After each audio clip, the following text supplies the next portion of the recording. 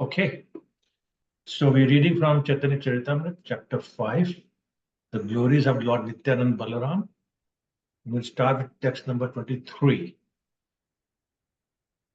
I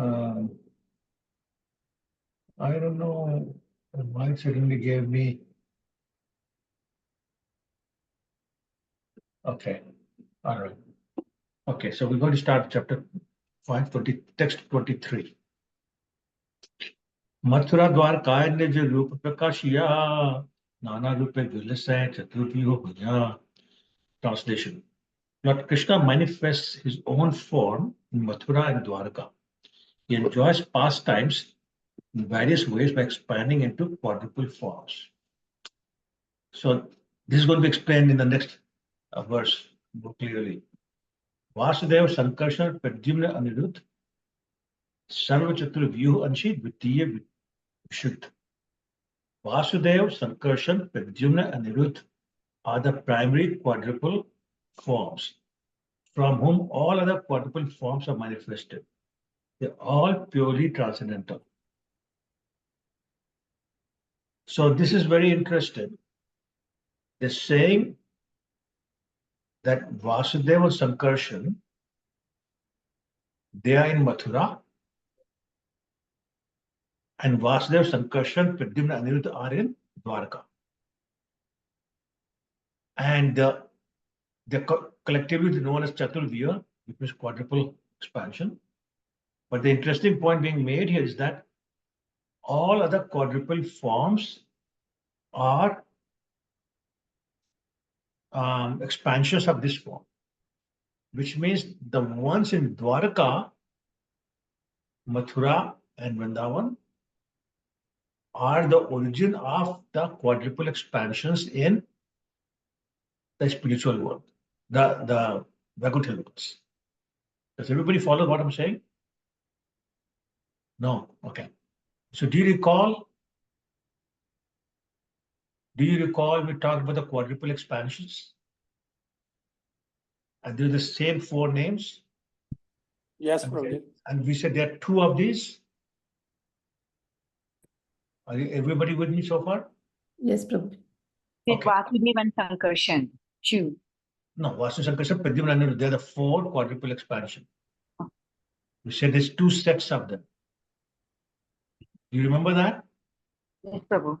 So what this verse is saying is that those quadruple expansions, Vasudeva, Sankarshan, Pradyumna, and Aniruddha, they are the origin of these two sets of quadruple expansions in the Vaikuntha levels. Okay, are you with me now? Now, Yes, Prabhuji. so what does this mean? What this means is that you have Krishna Lok, where you have Mathura, Dwarka, and Vrindavan. So these four are in that Krishna Lok, and their expansions are in the Vaikuntha lokas. And the four in Krishna Loka are the ones whom we see and they have pastimes in the manifested Dwarka and Mathura and Vrindavan. Everybody with me? I still see some puzzled faces, but okay. Now, let's also make sure we understand what was the name of the son of Krishna and who was the wife? It's Anirudh, right? I'm sorry? Anirudh? The son of Krishna. Ardhuman, Prabhuji. Pradyumna. And who was his mother? Rukmini, Prabhu. Rukmini, correct. And then who was Aniruddha? Grandson? Pradyumna's son. Pradyumna's son. Who was the wife? The wife of Pradyumna? Usha? No, No, that is Anirudh. correct. Oh my God, that demon who took that Rukmavati. Cupid's. Rukmavati. Rukmavati was the name in this manifested pastime. Okay. So Krishna and Rukmani from them came Pradyumna. Pradyumna and Rukmavati came Aniruddha. That's these four quadruple expansions. They generally live in, the originals live in Mathura, Dwarka, and Vrindavan in Krishna Loka. Their expansions, multiple expansions, they live in Bhagavad Lokas. That's the chart we showed you the other day. Yes, Prabhu. Okay. Okay. So, and again, everybody is purely transcendental. There's no material touch in any of those. Text 25. Eitin loke Krishna kevali lila maya nij gan loja khele ananta samay. So in all these three places, what these places, Dwarka, Mathura, and Gokul, Krishna performs endless pastimes with his personal associate. What does that mean? That means he's not interested in any creation or annihilation or anything like that, or maintenance. He's not worried about any of that. He's just enjoying his time in this particular pastime. Okay. Text 26. Paravyom madhye kari swarup prakash Narayan rupe karen vividh vilas. So in the Vaikuntha planets of the spiritual sky, the Lord manifests the identity as Narayan. So remember we talked about Balaram expands Narayan, Narayan expands quadruple expansions. So that's what's talking about here. Okay. Text 27-28. Swarup Vigraha Krishna Kevala Vibhuj Narayana Rupe Say Tanu Chaturbhuj. Shankh Chakra Gadapadma Maheshwarya Maya Shri Bhu Nila Shakti Jar Charana Se. Krishna's own form has only two hands. So Krishna, the original Krishna, what do we call him? Shyam Sundar Krishna. That's the one in Vrindavan. That is the 200 form. That's the original Supreme Personality of God. When Bhagavatam says Krishna's to Bhagavan Swayam, it's talking about Krishna as Shyam Sundar Krishna in Vrindavan. That always has 200 form, plays the flute. But in the form of Lord Narayan, he has four hands. Narayan has four hands. Carries Shankha Chakra Gada and Padma. Okay.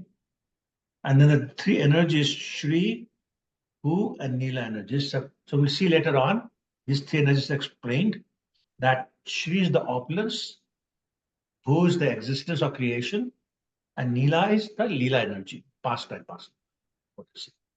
Okay. Somebody wants to read the purport? I can read it, Prabhuji. Go ahead, Gautam Prabhu, go ahead. In the Ramanuja and Madhava sects of Vaishnavism, there are extensive descriptions of the Shri, Bhu, and Nila energies. In Bengal, the Nila energy is sometimes called the Lila energy. These three energies are employed in the service of four-handed Narayana in Vaikuntha, relating how three of the Alvars, namely Bhuta Yogi, Sara Yogi, and Branta Yogi, saw Narayana in person when they took shelter at the house of a Brahmana in the village of Gehali. The Prapannamrita of the Sri Sampradaya describes Narayana as follows. Skip the Sanskrit text, just read the paragraph. Translation. They saw the lotus-eyed Lord Vishnu, the Supreme Personality of Godhead, mounted on Garuda and holding Lakshmi, the goddess of fortune, to his chest. He resembled a bluish rain cloud with flashing lightning, and in two of his four hands he held a conch shell and disc. His arms stretched down to his knees, and all his beautiful limbs were smeared with sandalwood and decorated with glittering ornaments. He wore yellow clothes, and by either side stood his energies, Bhumi and Nila. Thank you. So sometimes people ask, has anybody seen Krishna? Has anybody seen the Lord? Has anybody seen God?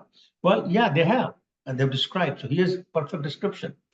We see in Brahma Samhita, Lord Brahma had seen it, and now this person has seen, and the three alvas have seen, and they're describing that he has, four hands. He resembles a bluish rain cloud. He's holding the conch shell and disc. He's holding Lakshmi on his chest as the Shiva's Rekha. His arms stretched down to the knees. He's got sandalwood all over the body and wearing glittering ornaments, wearing yellow clothes. So my point is that, yeah, people have seen, they have described, it's not imagination, what God looks like. Okay, somebody wants to read the next paragraph? Hare Krishna Prabhuji. They saw the lotus-eyed Lord Vishnu, the No, Supreme. next paragraph. Next paragraph. There is the following reference to the Shri, Bhu, and Nila energies in the Sitopanishad. Mahalakshmir, Devashya, Binna Binna Rupa, Chetanatmika, Sa Devi, Trividha, Bhavati, Shakti Atmana, Icha Shakti, Kriya Shakti, Sakshat Shaktir iti. इच्छा शक्ति त्रिविधा भवति श्री भूमि Mahalakshmi. The supreme energy of the Lord is experienced in different ways. She is divided into material and spiritual potencies, and in both features she acts as the willing energy, creative energy, and the internal energy. The willing energy is again divided into three, namely Sri, Bhu, and Nila. So again, you're basically describing in different scriptures these three energies, Shri, Bhu, and Nila. Okay, somebody read the next paragraph, please. I can read. Yeah. Please go ahead. Quoting from the revealed scriptures in his commentary on the Bhagavad Gita 4.6, Madhvacharya has stated that Mother Material Nature, which is conceived of as the illusory energy, Durga, has three divisions, namely Shri, Bhu, and Nila. She is the illusory energy for those who are weak in spiritual strength, because such energies are created energies of Lord Vishnu. Although each energy has no direct relationship with the unlimited, they are subordinate to the Lord because the Lord is the master of all energies. Yeah. So once again, another book describes them slightly differently. This time she describes them as the three features of Durga, the external potency of Krishna. But the idea remains the same: the creative energy, Lila energy, and what do you call it? Willing energy. Next paragraph, please. Prabhu, I have a question. Yeah, go ahead. Here it says, although each energy has no direct relationship with the unlimited, they are subordinate to the Lord because the Lord is the master of all energies. So, what do they mean when they say has no direct relationship? Because remember, there are features of external energy here in this book, according to this book, and there's no direct relationship between Maya and Krishna. It's Okay. never direct interaction. Okay. Next paragraph, please. Hare Krishna Prabhu, I can read. Please go ahead. Yeah. In this Bhagavad Sandarbha, text 23, Srila Jiva Goswami Prabhu states, the Padma Purana refers to the eternally auspicious abode of the Godhead, which is full of all opulences, including the energies Shri, Bhu, and Nila. The Mahasamhita, which discusses the transcendental name and form of Godhead, also mentions Durga as the potency of the supersoul in relationship with the living entities. The internal potency acts in relation with his personal affairs, and the material potency manifests the three modes. Quoting elsewhere from the revealed scriptures, he states that Shri is the energy of Godhead that maintains the cosmic manifestation. Bhu is the energy that creates the cosmic manifestation, and Nila, Durga, is the energy that destroys the creation. All these energies act in relation with the living beings, and thus they are together called Jiva Maya. Hare Krishna. Thank you. So again, now this is here being described as more related to the living entities as opposed to the Lord. And this is why it's called Jiva Maya. And again, same thing. Is saying that the Shri energy is maintaining the cosmic manifestation, who's creating the cosmic manifestation, and Nila is the destroying the cosmic manifestation. So again, just some details on what these three energies are. I don't think you really need to remember any of the details. Just know that there are three different energies. In some places, they're described as related to the living entities. Some places they're described as related to Krishna, and that's it. Okay, text 29. यद्यपि केवलतार क्रीडामात्र धर्म तथापि जीवेरे कृपाय करे एक कर्म. Although his pastimes, Krishna's pastimes, has only characteristic functions, by his causeless mercy, he performs one activity for the fallen souls. So, what's being said here is that he's busy doing his pastimes and he's enjoying them. But for the fallen souls, he does one activity. That's what we talked about. Text 30. सालोक्य सामीप्य सारष्टि सार सारूप्य प्रकार चारी mukti diya kare jivere nistar. So that's the activity it's talking about. What is that? It delivers. That's the activity. It delivers the fallen living entities by offering them 4 kinds of liberation: Salokya, Samipya, Sarshti, and Sarup. So there's one other kind what's missing here in this list. What kind of mukti is missing in this list? Sayujya. Sayujya. Exactly. Which is we'll talk about that later, but I just want to point out that's missing here. And we'll discuss why. So purport. Someone else read the purport? I can read, Prabhuji. What? Oh, There are 2 kinds of liberated souls, those who are liberated by the favor of the Lord and those who are liberated by their own effort. One who gets liberation by their own effort is called an impersonalist, and he merges into the glaring effulgence of the Lord, the Brahma Jyoti. But devotees of the Lord who qualify themselves for liberation by devotional service are offered 4 kinds of liberation, namely Salokya, status equal to that of the Lord; Samipya, constant association with the Lord; Sarasti, appearance equal to that of the Lord; and Sarupya, features like those of the Lord. thank you, Guru. So let's talk about what it's talking about here, 2 kinds of liberated souls. Those are liberated by the favor of the Lord. In that, there are 2 categories. So first of all, in the context of discussion of liberated souls, who are we? What is our designation? One is being called liberated souls, other is us. What's our designation in that context? We are Buddha Jivas. Yes, correct, exactly. So we are Nitya Bad, eternally conditioned souls. So they're not talking about them. They're talking about liberated souls here.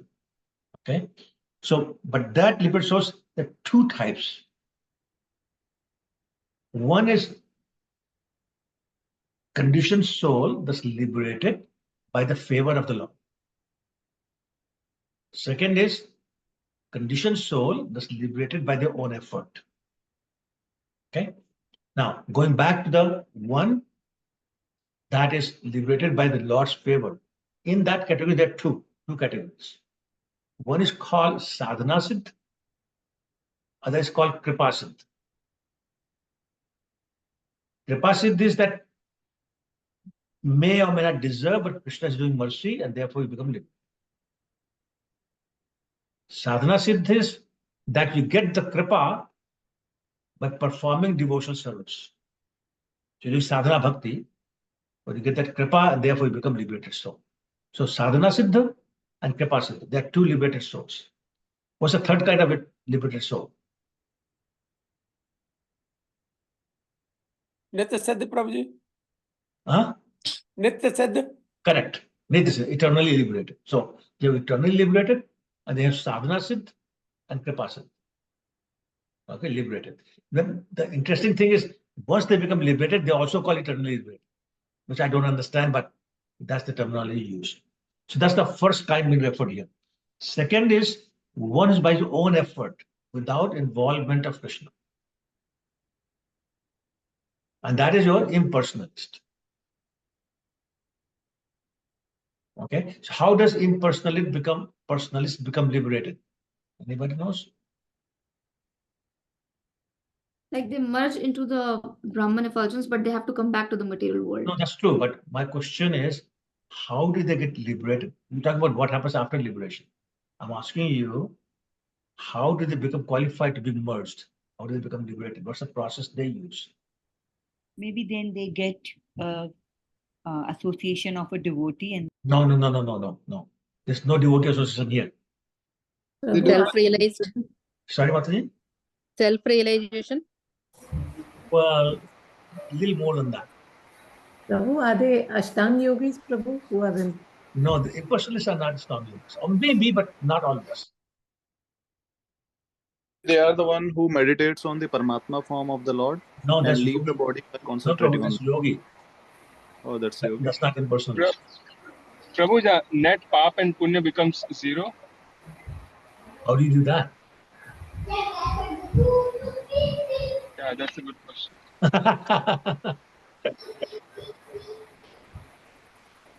Prabhu, they focus on the Brahman effulgence of the Lord, the light. Okay, yeah, that's true. That is true. But what else do they do? What else? They meditate on it. Yes, what else do they do? There's one key. So they go through the process of cessation of the senses. So sense control, where they made their senses not desire anything but. They clear all their impressions. Yes, they do. Okay, so that's why it's so difficult. Krishna says Bhagavad Gita chapter 12 is the most difficult thing to do. But that's the cessation of the activities of the senses, stopping the activities of senses. And they become completely detached from material things. And then they start meditating upon Brahman Effulgence, etc. And then they merge them. Okay? So two different, very different processes. There's no Krishna's involvement here. That's the major difference. Okay? Okay, so they become merged in the Brahman Effulgence, and the devotees who become liberated by the devotional service, they are offered these 4 types of liberation. Mukti. Salok, which means same planet and the status same as the Lord. Samipya means they're actually associating with the Lord. Salok doesn't mean association. Samipya means they're associating with the Lord. Sarshti means they have the same opulence as the Lord. And Sarup is the features of the Lord. So that's the 4 kinds of liberation offered to the devotees. But typically, what does the devotee do? Respond when Lord says, here, take any of these 4 liberations you want. What do the devotees say? Krishna Prabhu. The devotees don't ask for any liberation, Prabhu. They want to continue their devotional service. That's right. That's exactly right. So actually, Yamuna Acharya says that when I see Krishna, I see Mukti standing behind him, hands folded, saying, please take me. I have nothing to do with it. So devotee does not want. But Krishna does not take it anyway. So Krishna may give it, devotee never asks for it. And he's not very eager to get that. Usha, you have a hand raised. Hare Krishna, Prabhu. Hare Krishna. Prabhu, I did not understand the impersonalists' liberation. How do they get it? So basically, they cease the activities of the senses. They do complete sense control. They become completely detached from the material things. They start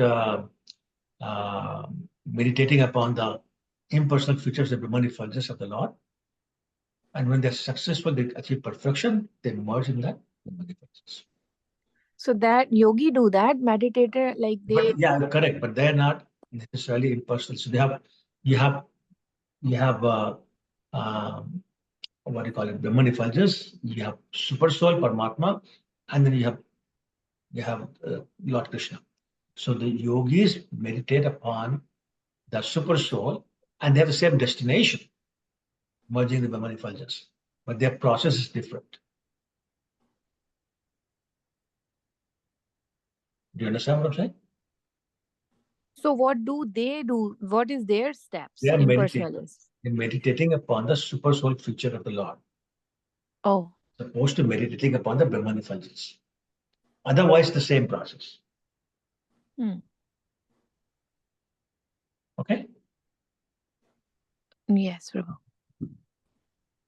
Remember very famous verse from Bhagavatam, Brahmeti Paramatmeti Bhagwan ti shabdate, 3 features of the absolute truth, Brahman Effulgence, Paramatma, and the personal feature of the Lord. So there are 3 different people. So the Brahma Kumaris are kind of impersonalists because they believe only till Brahma Jyoti. I suppose I don't know much about them, but if that's what they do, then yes. So that is one kind of the liberation they'll get. Correct. That's the only kind. They're not So they devoted. will come back. If they don't believe in the personal feature of the Lord, if they have no interaction with the Lord, they will never go beyond Brahman Effulgence. Yeah, they only believe till Brahma Jyoti. Yeah. Okay, thanks, Prabhu. Sure. Text 31. Brahma Sayuj Muktere Taha Nahi Gati Vaikuntha Bahire Hoy Tasabha Sthiti. So now talk about the impersonalists. Those who obtain Brahma Sayuj liberation, which is the impersonalists, cannot get entrance into Vaikuntha. Their residence is outside the Vaikuntha plan. So remember the chart? Material world, above that is the causal ocean, above that is the Brahman Effulgence, above that is the Loka and the Vaikuntha. So impersonalists do not get entrance into Vaikuntha. They stay in the Brahman Effulgence. It's also known as Siddha Loka. Everybody with me? Yes, Prabhuji. Okay. All right. 32. Vaikuntha Bahire ek Jyotirmay Mandal Krishnere Angere Prabha Parama Ujjwal.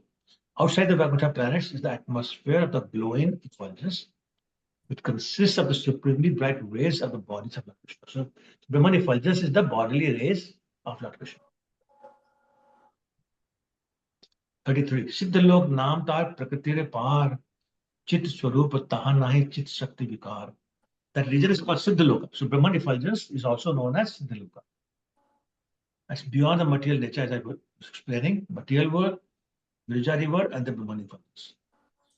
As spiritual, it says it's spiritual, but does not have spiritual varieties. What does that mean? It does not have spiritual varieties. They don't have the opportunity, Prabhuji, to serve the Supreme Personality there. That's one. What else? No mellows, Prabhu. Sorry? Correct. No mellows. Correct. But there's something more that does not have spiritual varieties. So what are the spiritual varieties?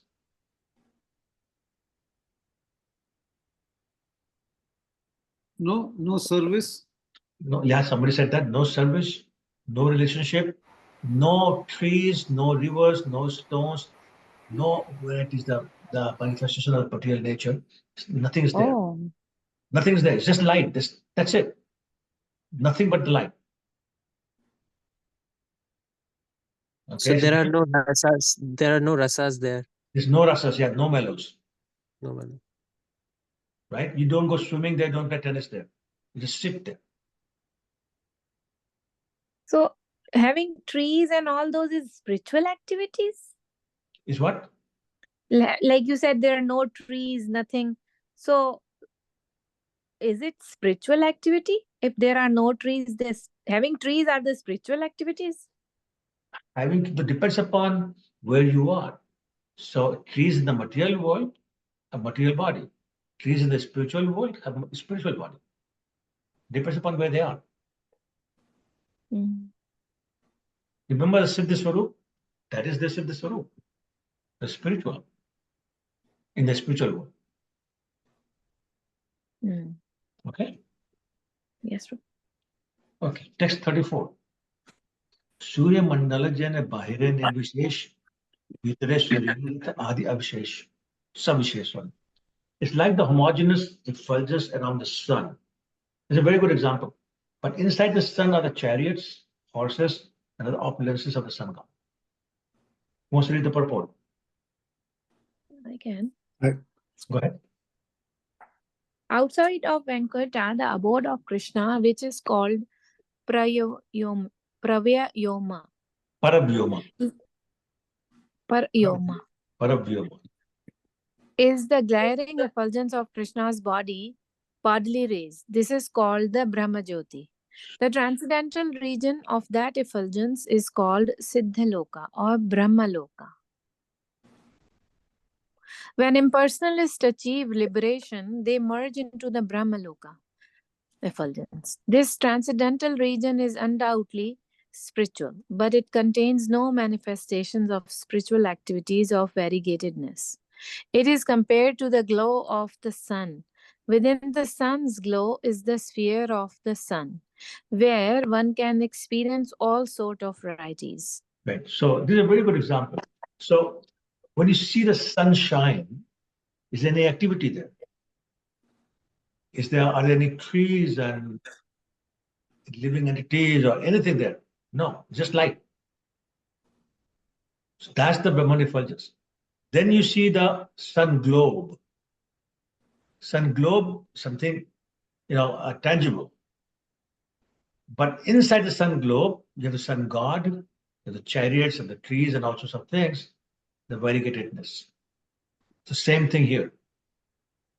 Brahman effulgence is like the sunshine. Okay? There's nothing there, just the light. Does that make it clear? Mm-hmm. Okay, good. Text 35. Kama dveshat bhayat sneha jatha bhakta ishvare manaha aveshat agham vitva bhavastad gatim gata. All as through devotion of the Lord, one can attain his abode. Many have attained that goal by abandoning their sinful activities and absorbing their minds in the Lord through lust, envy, fear, or affection. These are very important words, very, very important words of Srimad Bhagavatam. So basically it is saying, anyway, I'll let you read the purport and we'll explain. Who wants to read the purport? I can read, Prabhu. Can I, Please go Prabhu? ahead. Oh, go ahead, Prabhu. Thank you. As the powerful sun by its glowing rays can purify all kinds of impurities, so the all spiritual personality of Godhead can purify all material qualities in a person he attracts. Even if one is attracted by Godhead in the mode of material lust, such attraction is converted into spiritual love of Godhead by his grace. Similarly, if one is related to the Lord in fear and animosity, he also becomes purified by the spiritual attraction of the Lord. Although God is great and the living entity is small, they are spiritual individuals. And therefore, as soon as there is a reciprocal exchange by the living entity's free will, at once the great spiritual being attracts the small living entity, thus freeing him from all material bondage. This is the verse from Srimad Bhagavatam, Canto 7, chapter 1 and 30th verse. Thank you, Prabhu. Thank you, Prabhu. So before I explain, I think Sakhi Swarupa had her hand raised. You have a question, Sakhi Swarupa? Yes, Prabhuji, Hare Krishna. When you were explaining about the impersonalist, I don't know if it's a valid question or not, but I was just thinking, is it just because of the lack of knowledge that they still want to go there? Because the way you explained that it is just a light or maybe a void, and there are no interactions, no trees, no leelas happening. So why do people still want to go there? Yeah, very good question, actually. So let's understand that. Who are impersonalists and why do they become impersonalists, and what is the meaning in their mind of their perfection? So impersonalists are those people who realized that the material world is full of miseries.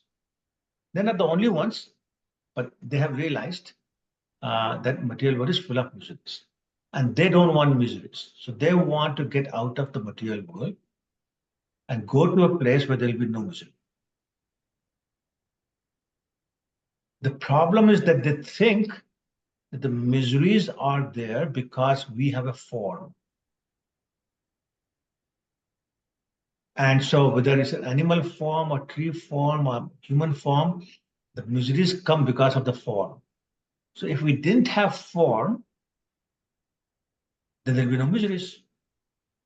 So it comes to a point where they're afraid to have a form, because they say we do all this hard work, become liberated. If we get a form again, that means miseries again. So therefore, they totally reject the concept of the form. And therefore, they also say Krishna has no form, God has no form. God is formless. And their desire is to merge into something that's formless in a formless form. Therefore, there will be no misery. And that's why they cannot stand the thought of Krishna having a form or the God having a form, because they think, well, that means misery. Therefore, God cannot have form. And we don't want form when we get liberated, because otherwise it miseries. That's their concept. Hence the whole thing. They're happy to merge in a place. There's no variety, nothing. They'll have no form, they'll have no activity. They want to sit there, do nothing. That is their nirvana. That is their idea of pleasure, because pleasure to them is cessation of material miseries. And that's the whole philosophy. So is that making more sense? Yes, Prabhuji. So can we say that they have knowledge, but maybe they have half of the knowledge, right? That's exactly right. Their knowledge is incomplete. And that's what Bhagavatam says, that they're not wrong, but they have incomplete knowledge. And that's why the example of sun is very, very appropriate. When somebody just says sunshine is same as sun and everything else, their knowledge is incomplete. Somebody says, no, no, no, sunshine is coming from the sun globe, the knowledge is a little more complete than that. But the one who says, no, no, beyond the globe, you have the sun god, and you have the sun god's family, and the chariots, and the horses, and houses, and trees, and rivers, then that knowledge is complete. So it's incomplete, little more complete, than completely complete. Three features, three levels of understanding. But none of them is wrong. Yeah, none of them is wrong. It's just incomplete. Right. Yeah. So as you said that they understand that the message of Bhagavad Gita, maybe Sanshritam Dukhalim, they understand, but then they do not understand that what they should do about it. Exactly. But their understanding is that God is formless, but he has so much power, he can take any form, including Krishna. And that's where they go wrong. And Prabhuji, I know you said that you don't, maybe you don't know about Brahma Kumaris you mentioned, but I once saw it in a marketplace. I mean, they had a tent, and out of curiosity, I just went inside to check it out. They actually had their Bhagavad Gita displayed there, and they had the poster of Virat form as well. So you're right. So they know things, but it's incomplete, and that's why it's leading them to the void. Correct. That's correct. Yeah. Thank you, Prabhu. Thank you. You're welcome. Shalini Mataji, you have your hand raised? Yes, Prabhu, I had a question. So even for these, these people to be merged and to be merged with the Brahman effulgence, Prabhu, how do they have that? Is Krishna's mercy required for that? I'm sorry, Mataji, I did not understand. No, these people, how do they just with their own power, by their own self, they merge into Brahman effulgence, Prabhu? So they basically get enough of purity, they get enough of detachment, that they become promoted to Brahman effulgence. Yeah, they're not Krishna devotees by any means. And that is why they can never enter the spiritual world. The Vaikuntha lokas. Forget about Krishna loka. Because Vaikuntha loka, you have to be a pure devotee. You have to have a relationship. There's no relationship with Krishna. Right. So there's no bhakti at all, Prabhu. There's Not at all. And that is why they cannot, and that's the difference. They cannot enter the Vaikuntha lokas or Krishna loka because they don't want to do service. Devotee enters those two places because they want to do service. That's the whole difference. Thank you, Prabhu. Okay. Prabhuji, they could have their own guru too. So that is another way of from where they learn that meditation or the way of meditation. So they follow their own guru or something. It could be like a misinterpretation of the scriptures. Well, yeah. Again, instead of saying misinterpretation, we say not understanding it completely. Like we can say, Prabhuji, like in the Sikh religion, we can, just to give you an example, the gurus, they believe in the personal form of the Lord, but if we look at today's the followers, they don't believe in the personal form of the Lord. So it is kind of misinterpretation. That is what I mean when it says. Right. So they're not following their guru. That's true. Actually, to be honest with you, impersonalists are not following their guru, but their guru is Shankaracharya. Yes, yes, Acharya is yes. pure devotee of the Lord. He says, Bhaj Govindam, Bhaj Govindam, Bhaj Govindam, Mudamate. He sings the Radha Raj Ashtakam, Munindra Vanda Vandane. He sings the Jagannath Ashtakam, and his followers say, no, there's no form. So yeah, sometimes followers create the problem. I just want to say a few things. Like a couple, like this weekend, we went to see Swaminarayan Mandir, and they have the deities of the Radha and Krishna, and they have a Bhagavad Gita too, and then they have their what they call the Supreme Personality of Godhead, Swaminarayan. But now, if we ask them, when they believe in Bhagavad Gita, in Bhagavad Gita, the Lord says, Aham Sarvasya Prabhu. So how there can be a superior person or superior authority than the Supreme Personality of God? Somebody says, believe in Bhagavad Gita, they study the Bhagavad Gita, and they still say that somebody is superior than the Supreme Personality of God. So this is contradict between themselves. There's a scripture, like when they don't follow, they have the Bhagavad Gita, but they don't really follow the instructions of the Supreme Personality of Godhead. That's right. That's right. Yeah, what can you do? Okay, 36. But they follow the Narayan feature of the Krishna. Yes. No, not at all. Swami Narayan paper. No, not at all. Okay. If you talk to them personally, not the Narayan form at all. Yes, Swaminarayan is the Guru. Yeah, Swaminarayan is their Guru. That is, they call the supreme authority. And that is why they make the Akshadham, that is the residence abode for the Swaminarayan. Okay. That is what they call Akshadham. Akshadham is their the abode of the Swaminarayan. Swaminarayan is not the same Narayan what we study here as Lakshmi Narayan. That is not the same Narayan. Swaminarayan is their own Narayan. The person. Different person, altogether different person. But it's a human being. Oh my God, I always thought Swami Narayan is the form of Narayan they are believing. Human being, which appeared, they say, according to them, which appeared in 1780. Okay. Okay. Haribol. Haribol. Let's move on to 36. Yad arinam priyanam cha prapyam ekam voditam tat brahma krishna yor akyat kiranarka popamajusho. Where it has been stated that the Lord's enemies and devotees attain the same destination, this refers to the ultimate oneness of Brahman and Lord Krishna. This may be understood by the analogy of the sun and the sunshine, in which Brahman is like the sunshine, Krishna himself is like the sun. So a lot of times people say, oh, same destination for non-devotees and devotees. Well,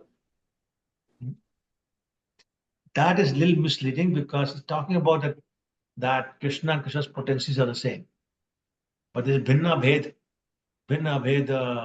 or Bheda Bhed philosophy of Lord Chaitanya, that they're simultaneously different and non-different. So energy of the Lord cannot be the same as the Lord, but it is the same of the Lord because without the energy, the Lord cannot exist. Without the Lord, energy cannot exist.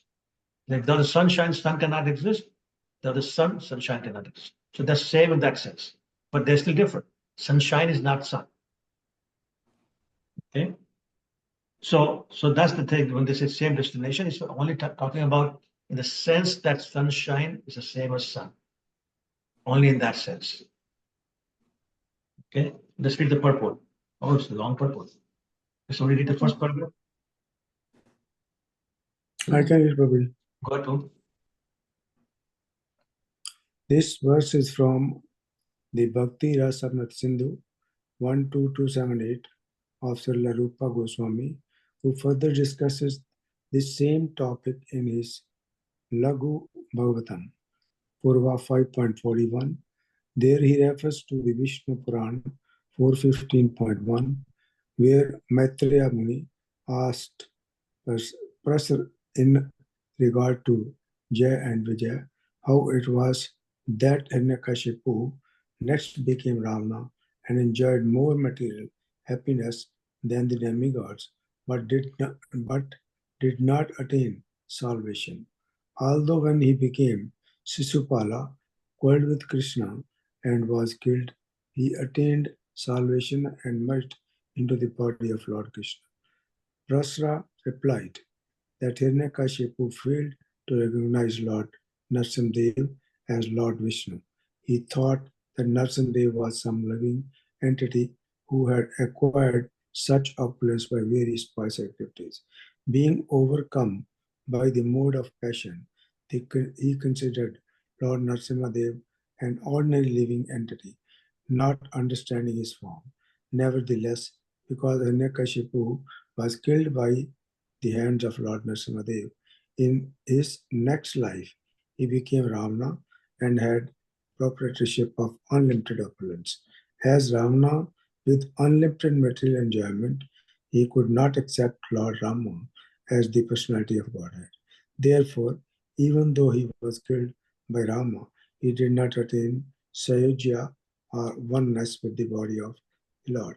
In his Ravana body, he was too much attracted to Rama's wife, Janki, and because of that attraction, he was able to see Lord Ram. But instead of accepting Lord Ram as an incarnation of Vishnu, Ravana thought him an ordinary living being. When killed by the hand of Rama, therefore, he got the privilege of taking birth as Sisupala, who had such immense opulence that he could think himself a competitor to Krishna. Although Sisupala was also envious of Krishna, he frequently uttered the name of Krishna and always thought of the beautiful features of Krishna. Thus, by the constantly thinking and chanting of Krishna, even unfavorably, he was cleansed of the contamination of his sinful activities.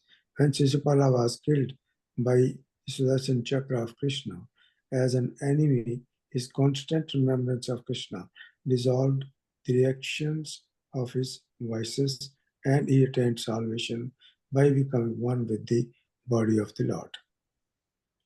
Yeah, thank you.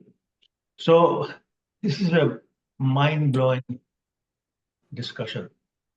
I'll confess that read it a few times to actually, or not actually understand what's being said here, because it's so different from what we have understood before. So here, as Maitre Muni, the person at the level of Maitre Muni can only ask this question, and only Parashar Muni can answer something like this. Does anybody know who Parashar Muni was? Yes, Prabhuji, the father of Vyasdev. Yes. So Father Vyasdev is being asked this question that we generally hear, that when somebody is killed by the Lord, a demon, is given the place in the Brahman Effulgence, automatic Sayuji Bhukti. But how come Hiranyakashipu did not get it? How come Ravana didn't get it? So Parashar Muni is explaining that both, or rather neither Hiranyakashipu nor Ravana understood or believed for a second that that Lord Nrsimhadev or Lord Ram were an incarnation of Vishnu, and therefore they were God. They didn't believe that. They thought that it was just something.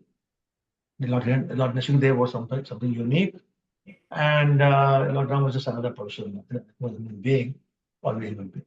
So neither of them ever believed that they were God. So therefore they got next birth. So Hiranyakashipu became Ravan, and Ravan became Shishupal. But when Shishupal was growing up, he was so envious of Krishna that he was constantly thinking about Krishna out of the envy, and was also very afraid of Krishna. Does anybody know why he was afraid of Krishna? Like even as a child, even though they were cousins, Shishupal and Krishna were cousins.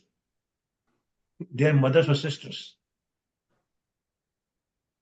So anybody knows the story? Okay, then I'll tell the story. Sorry, Krishna Yes, Shankar, go sorry, ahead. Prabhu. Ruchira here.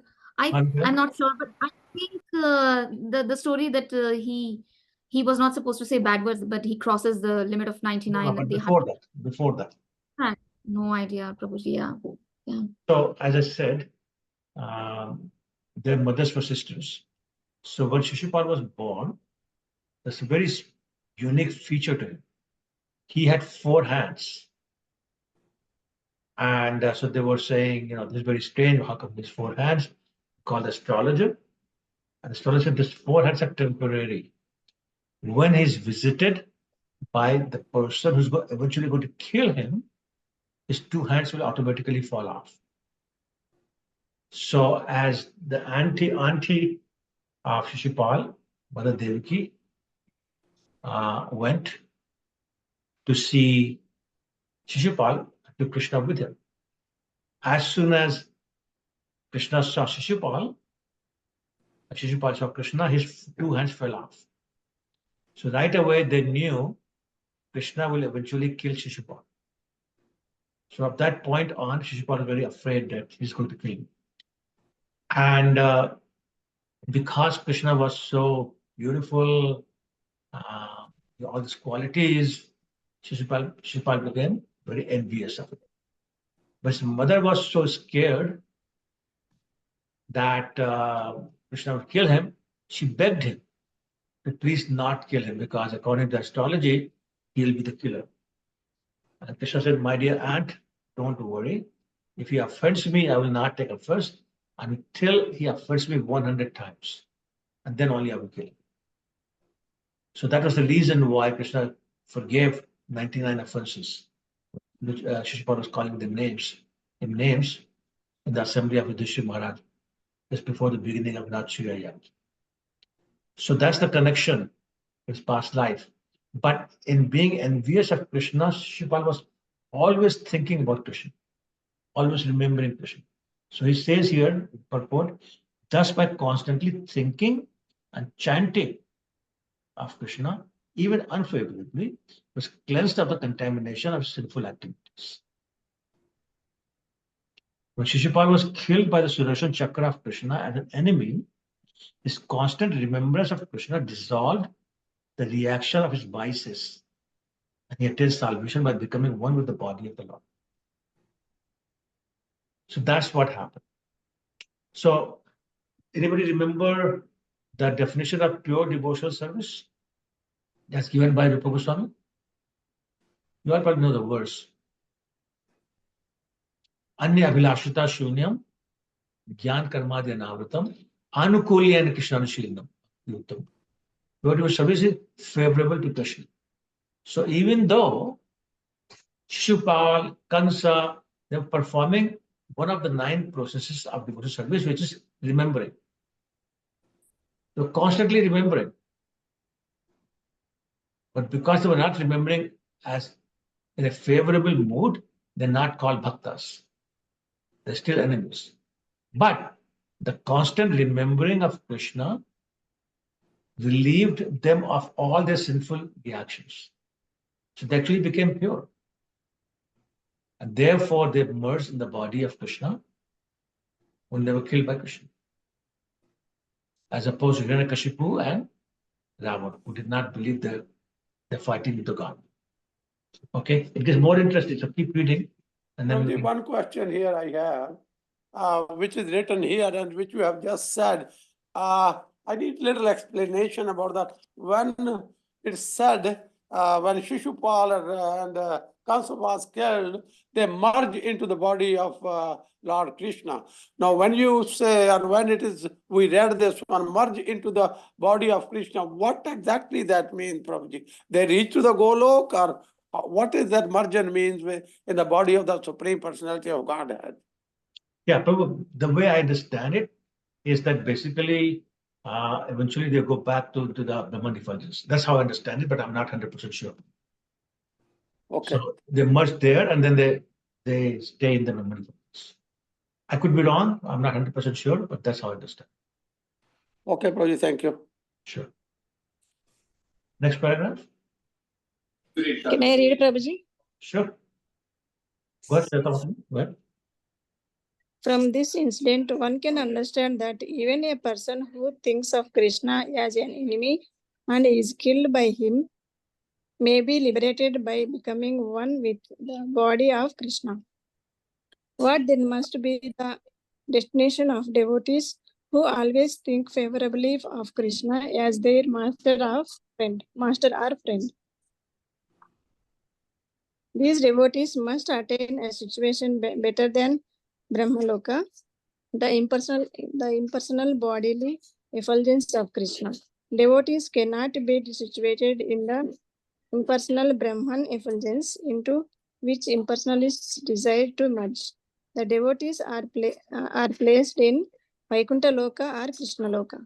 Right. So again, it's explaining that because devotees have a relationship with Krishna and they serve Krishna, they cannot be in the money for this, but there's no service there. There's no Krishna there, there's no service there.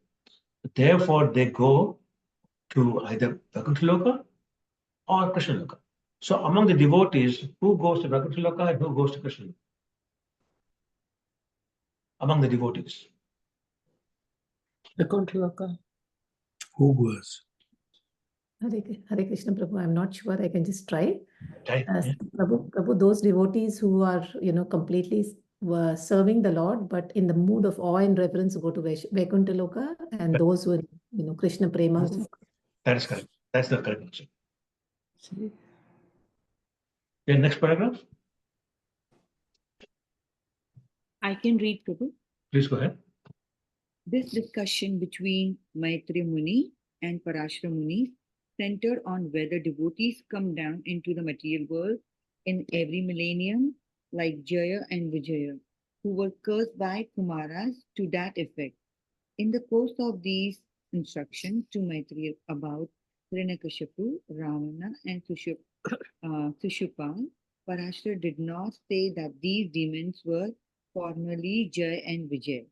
He simply described the transmigration through 3 lives.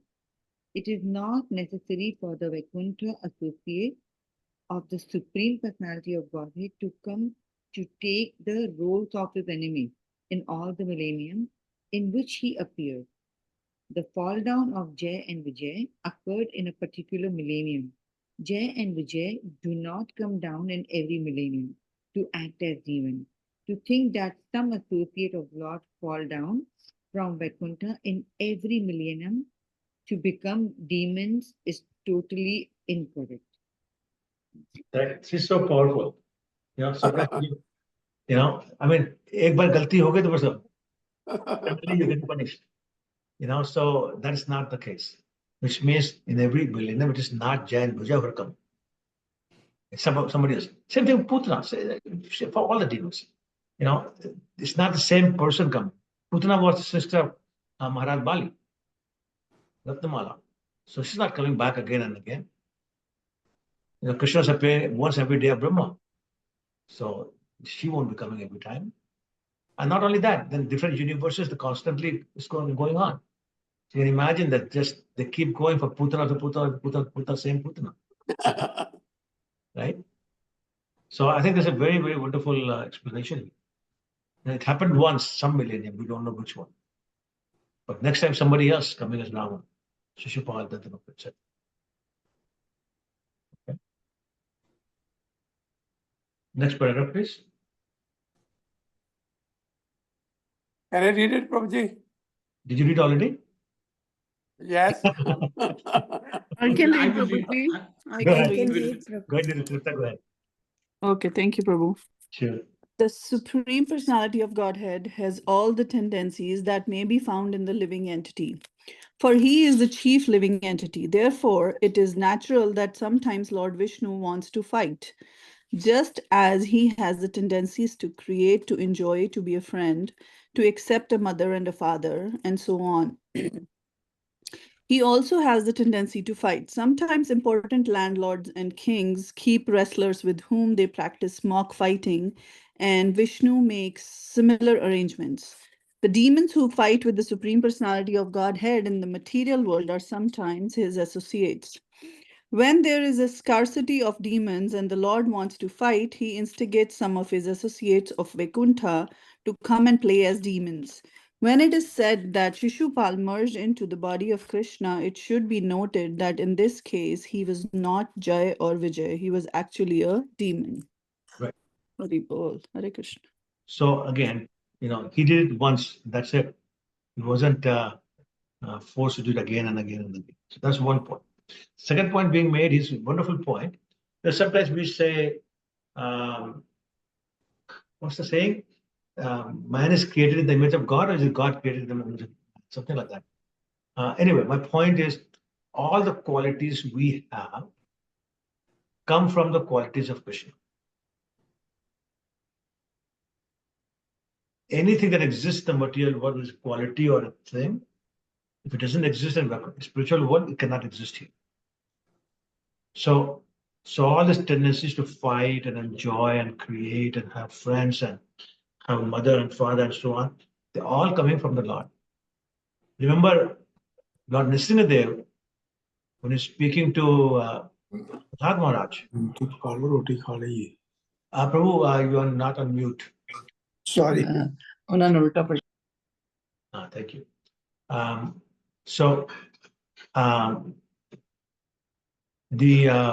What was I going to say? Sorry, I forgot. Anyway, so the point is that all the qualities we have are coming from the Lord. If the Lord didn't have it, we will not have it. And so sometimes the Lord says, I want to fight. But it's like we won't enjoy fighting with a one-day-old baby.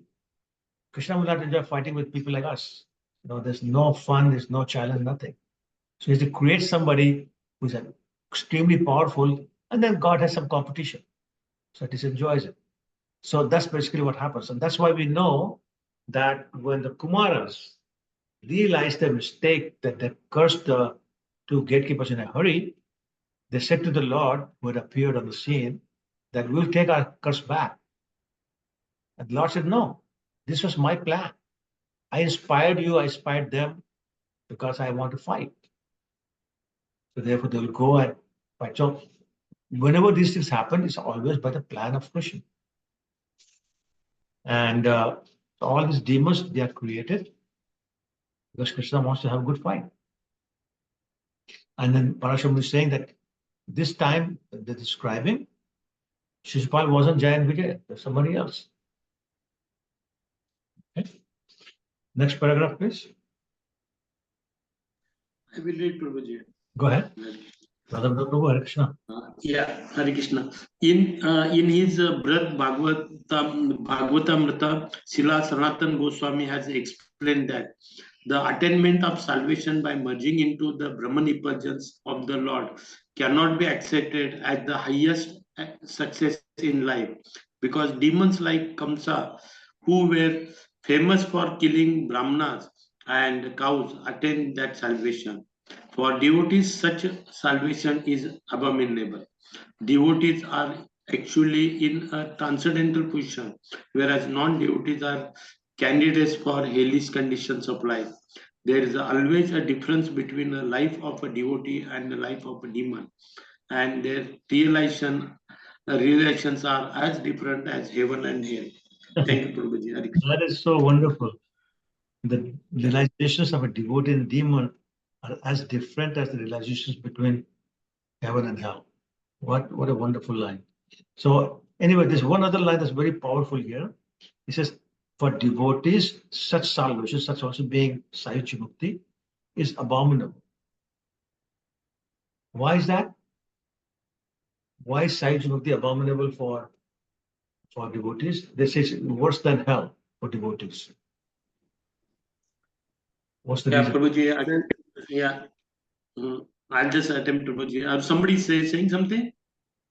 No, go ahead, you go ahead. Yeah, okay. So Sai Mukti means merging. The devotee wants serve. How can you serve yourself?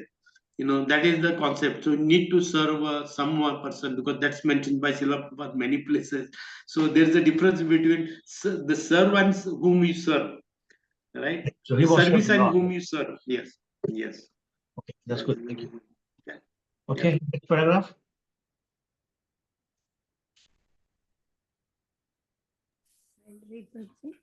Yeah, go ahead. Demons are always accustomed to being malicious towards devotee and to killing brahmanas and cows. For demons, merging into the Brahman Effulgence may be very glorious, but for devotees it is hellish. A devotee's aim is life is to attain perfection in loving the Supreme Personality of Godhead. Those who aspire to merge into the Brahman Effulgence are as abominable as demons. Devotees who aspire to associate with the Supreme Lord to render him transcendental loving service are far superior. Hare Krishna. Thank you. Thank you, Madhuri. Yeah, so again, the point is that demons are malicious. They harass the brahmanas and the cows and devotees. And for them, merging the Brahman Effulgence is very glorious because they don't want to serve. There's no service there. They're great. There's just bliss of some kind. There's no misery there. They're very happy. But the devotee says, no, I cannot be happy if you gave me, all the opulence of the world if I cannot serve Krishna. So I had to serve Krishna. Therefore, send me to a place, even if that's hell, but if I can serve Krishna, I'm happy. There's a very famous verse in Srimad Bhagavatam. Lord Shiva is telling Mother Parvati in the context of Chitraketu. And he says, Narayana Parasarve Nakutashan Swarg Apvarg Narkeshu Api Tulyartashu. Says, my dear Parvati, for a devotee who's totally dedicated to serve Lord Narayan, whether you send him to hell, send him to the material world, or you give him liberation, it's all the same because he's always he's focused on serving Lord Krishna. So to that devotee, if you send him where he cannot serve, it's worse than hell. In hell he can serve, so he's fine, a chant or whatever. But in Brahman Effulgence, there's no activity. Okay. Any questions before we move 37? Okay. 37.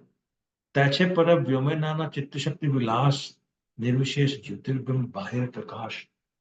Thus in the spiritual sky there are varieties of pastimes within the spiritual energy.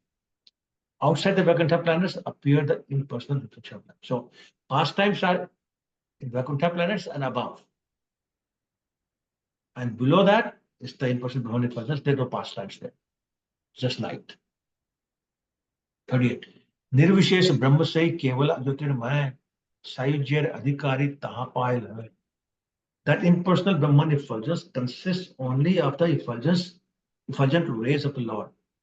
Those fit for Sai liberation merge into that effulgence. So, yeah, just light and they merge into that.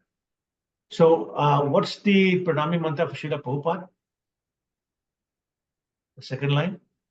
Nirvishesha Shunyavadi Paschatya Desha Dharne. So, Nirvishesh, that's this Brahman Effulgence, the impersonalist. Okay. 39. Siddhilokastu tamsaha pareyat vasantihi siddhi brahma sukhe magna daityascha harinahata. Beyond the region of ignorance, the material cosmic manifestation, lies the realm of Siddhaloka. Siddhas reside there, absorbed in the bliss of Brahman. Demons killed by the Lord also attain the realm. So again, going back to the structure, material world, Vrija river, and the Brahman Effulgence. Okay, let's see the purport, and then we'll see. Who wants to read the purport? Yeah, I can read. Please, Bharat Shaka Shubhu. Yes. Tamas means darkness. The material world is dark, and beyond the material world is light. In other words, after passing through the entire material atmosphere, one can come to the luminous spiritual sky, whose impersonal effulgence is known as Siddhaloka. Mayavadi philosophers who aspire to merge with the body of the Supreme Personality of Godhead, as well as demoniac persons who are killed by Krishna, such as Kamsa and Shishupal, enter the Brahman Effulgence. Yogis who attain oneness through meditation according to the Patanjali Yoga system also reach Siddhaloka. This is a verse from the Brahman Puran. Thank you, Prabhu. So once again, just remember in your mind the structure. The material world, Girija river, Brahman Effulgence, then you have Shivloka and then Bhakti Lokas and Krishna. Just remember that much. So we have to go through the material atmosphere to reach the Brahman Effulgence. Cross the material boundary, we reach the Girija, and across that, we reach the Brahman Effulgence. It's also known as Siddhaloka. So Mayavadi philosophers and the yogis who are focusing on the super soul, they end up there, along with the demons. So Mayavadis, yogis, and the demons, they're all in one place, called Brahman Effulgence. Okay? It's also known as Siddhaloka by the way. Text 40. Sei para vyome Narayaner chari pashe Dwarka Chaturbhyahar Dviya Prakashe. In that spiritual sky on the four sides of Narayan are the second expansions of the quadruple expansion of Dwarka. So once again, if you go back to the old slide, Lord Balaram, Narayan, first quadruple expansion, Narayan, second quadruple expansion. Okay. So let's do the purport and we'll stop after that. What's the purport, please? I will read, Prabhuji. Go ahead, Mataji. Within the spiritual sky is a second manifestation of the quadruple forms of Dwarka from the abode of Krishna. Among these forms, which are all spiritual and immune to the material modes, Sri Baladev is represented as Mahashankarsana. Right. So if you remember, we talked about those slides. The second set was known as second Chaturvyu, and in that Sankarshan is called Mahasankarshan. This is the one expansion to Purusha Avtaras and everything else. So that's what they're talking about. Okay. So The actions in the spiritual sky are manifested by the internal potency in pure sorry, where are you going? Where are you reading? After Mahashankarsana. Okay, yeah. So the actions in the spiritual sky are manifested by the internal potency in pure spiritual existence. They expand in 6 transcendental opulences, which are all manifestations of Mahashankarsana, who is the ultimate reservoir and objective of all living entities. All the belonging to the marginal potency is known as Jiva Shakti. The spiritual sparks known as the living entities are subjected to the conditions of material energy. It is because these sparks are related with both the internal and the external potencies of the Lord that they are known as belonging to the marginal potency. Yeah. So why are they called marginal? Because they can go either way. They can interact with the internal potency or they can interact with the external potency. So does anybody remember chapter 9, Bhagavad Gita, text 13? It says, Mahatmanastu Mam Partha Daivi Prakriti Mashi. The pure devotees are guided and controlled by the internal potency of the Lord. Okay. And the living entities who are not pure devotees, they are governed by the actions of the Mahamaya, external potency. But we always have a choice. That's the free will.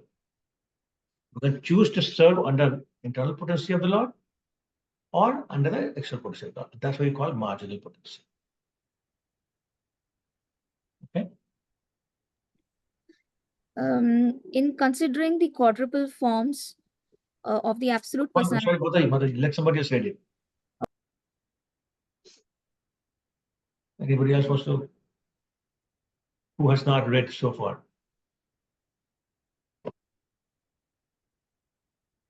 Everybody has? Okay, well, in that case, it doesn't matter. Anybody can go. Whichever mother you can go ahead. In considering the quadruple forms of the absolute personality of Godhead, known as Vasudeva, Shankarsana, Pradyumna, and Aniruddha. The impersonalists, headed by Shripad Shankaracharya, have interpreted the aphorisms of the Vedanta Sutra in a way suitable for the impersonalist school. To provide the intrinsic import of such aphorisms, however, Srila Rupa Goswami, the leader of the 6 Goswamis of Vrindavan, has properly replied to the impersonalists in his Laghu Bhagavatamrit, which is a natural commentary on the aphorisms of the Vedanta Sutras. Can you imagine the next paragraph, because this is leading to the next paragraph?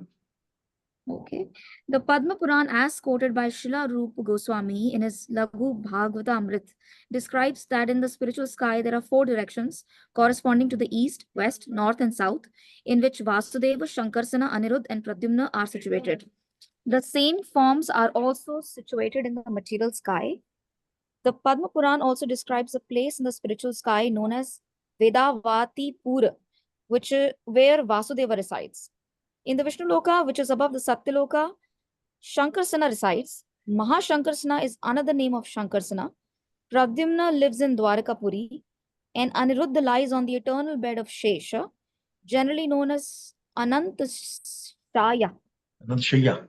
Shaya, in the island called Shwetadeep in the ocean of milk. Okay, thank you. So, I mean, there's a lot of detail. I don't think anybody would remember any of this. Just know that this is where the quadruple expressions are residing, and they have their own, spots, if you will, different directions, and they live in different places.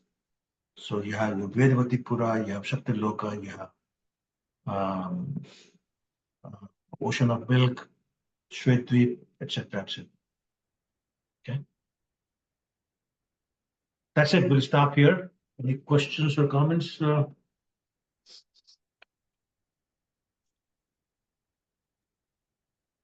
Krishna Prabhu. I had one question, Prabhu, which I missed. Prabhu, who are Kripa Siddha? So there are 2 types of devotees who achieve perfection. One is Sadhana Siddha, who perform devotional service, and by the mercy of the Lord, they achieve perfection. Kripa Siddha are those who may not have performed a lot of sadhana, but Krishna becomes merciful for some reason and says, "Okay, you come with me." That's Kripa Siddha. Either way, you need Kripa, but one is without the bhakti, without the lot of endeavor in bhakti. One is with small amount of bhakti, but in the method of devotion, Rupa Goswami explains that really is not totally random.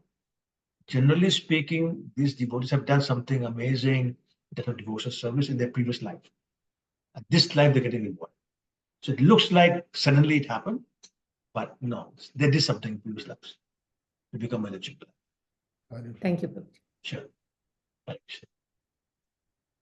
Anybody else?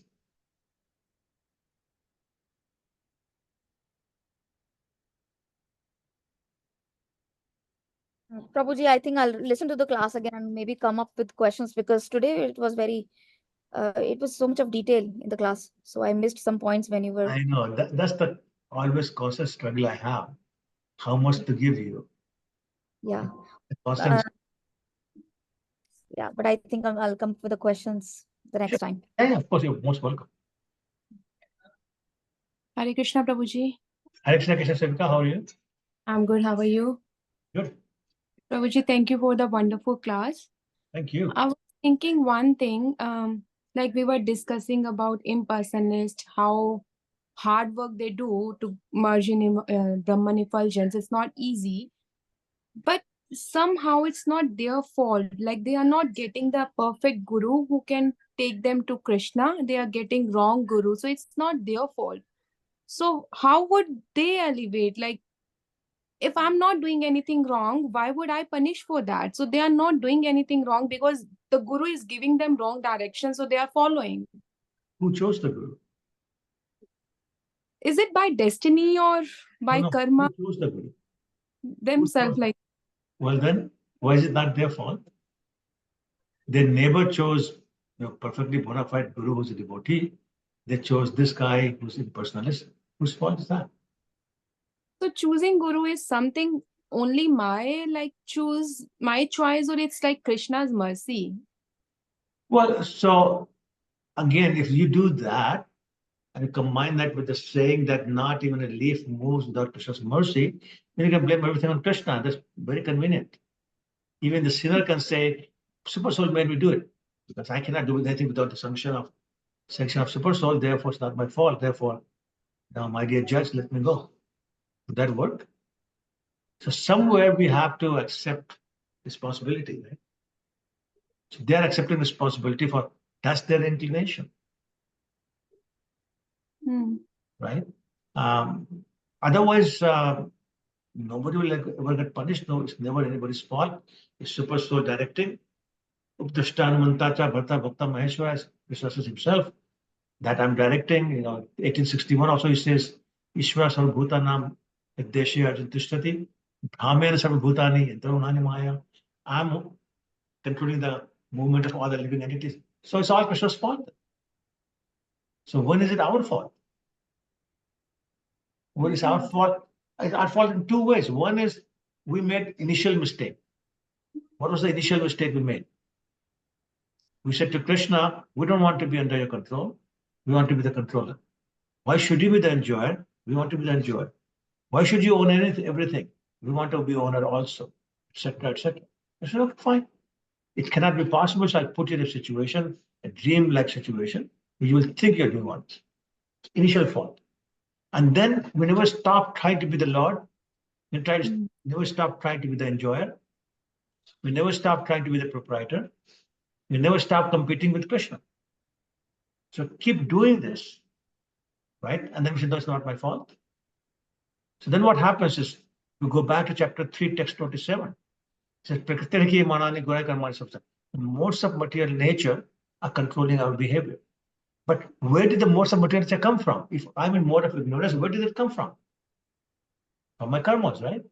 I'm in mode of goodness or passion. Where did they come from? They come from my actions, my karmas. So who's responsible? Right? So similarly, these people, they feel they control their destiny. They can control their senses. And therefore, they want to go to a place where there is no misery. But they think being human being means misery. Therefore, having a form means misery. Therefore, I will have no form. Therefore, they deny the form of the Lord, because otherwise Lord will be miserable also. Therefore, Lord doesn't have form. And we don't have anything in form, because form is misery. That's all their conclusion. Now, as far as Guru is concerned, it's one of them. Like, we choose our Guru, let's face it. Like, even in our philosophy, we say, take a Guru with whom you can connect. Yeah. Right? Who's telling you things that you can live with, that resonate with you. What does that mean? I'm choosing my Guru. Yeah, you can talk about Krishna makes the plasma. Yeah, that's all true. We can't blame Krishna. We have taken it. Otherwise, nobody will go to hell. Right? Nobody will go to jail. And imagine going to the court in the material world and saying to the judge, Krishna made me do it. He's the ultimate controller. And the judge will say, yeah, but you're right, you're right, you're right.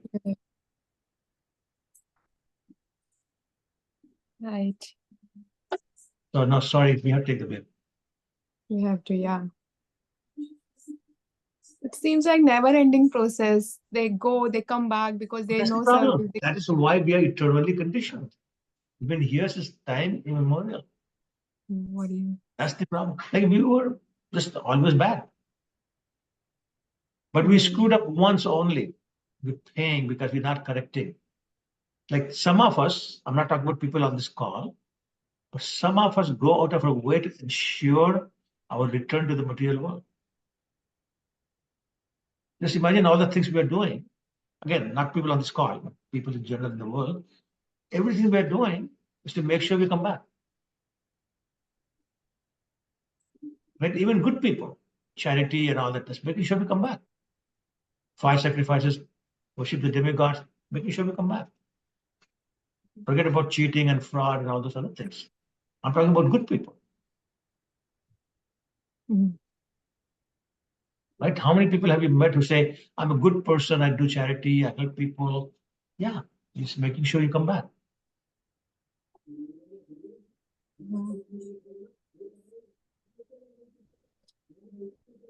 Yes, Prabhuji. Got you. Okay. Prabhuji, actually, there are very few people, by the mercy of the Lord, by the mercy of, I would say, Prabhupada or ISKCON, who are all of us fortunately on the right path, you know. But, Yes. But it also says, Prabhuji, I also want to mention, there's the one text in Isha Upanishad where it says, I think the text for 13 or something, probably 13 or 14, where it says there is a very severe punishment for the bogus gurus. And it also says in the same shloka, when somebody is worshipping a bogus guru, it's better to worship the bhutas. It says, I remember, Prabhuji, I try to remember that shloka, Andam tamsa paryo vishanti, ye sambhutyam upasate, tato bhuaiva te tamo, ye sambhutyam rata. Prabhuji, I think this is what it is, but what it explains is better to worship the bhutas than to worship these bogus gurus. Yeah. Well, Prahlad Maharaj said same thing to his father. He says, Nate vidu swad kate mi Vishnu, Murashayate bhayartha manana, Andha jatha andha look niyamana, Devi Ish Tantra Udami Badha. He said, it's like a blind man leading another blind man. They all end up in a ditch.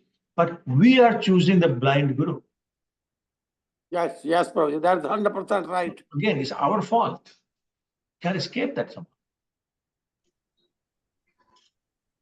You know, even bhakti, for example, how does bhakti start? Somebody must tell me. Beginning of bhakti is? Adho Shraddha. It starts with a little bit of faith. And how does Shraddha come in? What is the origin of Shraddha? Faith, Prabhuji? Sorry? Some faith. Faith? No, Shraddha and faith, basically the same thing. It's the same thing, okay. Shraddha come in. Okay. What's the origin of Shraddha? Mercy of Lord. Well, no, serving to the devotees, directly in that is the point. Yeah. Shraddha comes from serving the devotees knowingly or unknowingly. But serving means we did that. So even the Shraddha comes from our actions. Right? So we have to take responsibility. There's no easy escape. I'm sorry.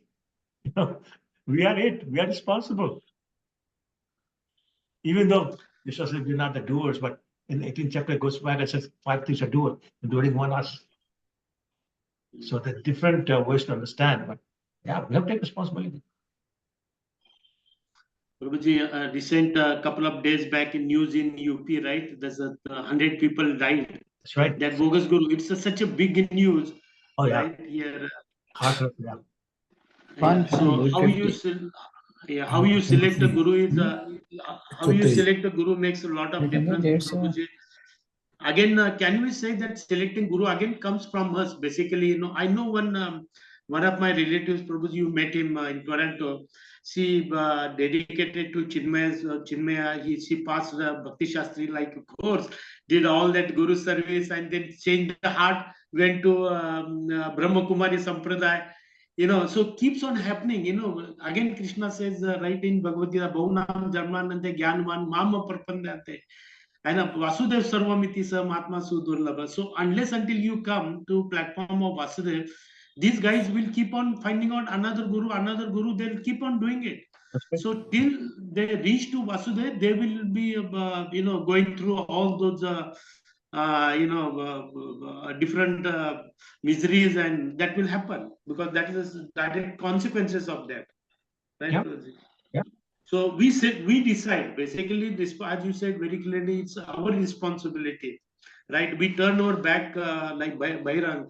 So it's our responsibility to look at the right angle, right, face the right Lord. It's our. So unless until we accept everything is our responsibility, we'll never make a progress. That's right. That's right. Thank you. Thank you, bro. Okay. Anything else? Anybody? Okay. Thank you then. On Shakal Pitarabheshta Kapal.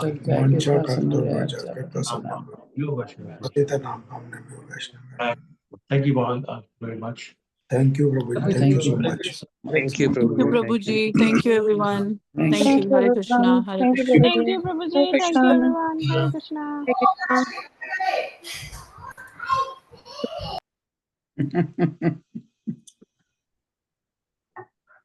Prabhuji, I think we are only left on the call.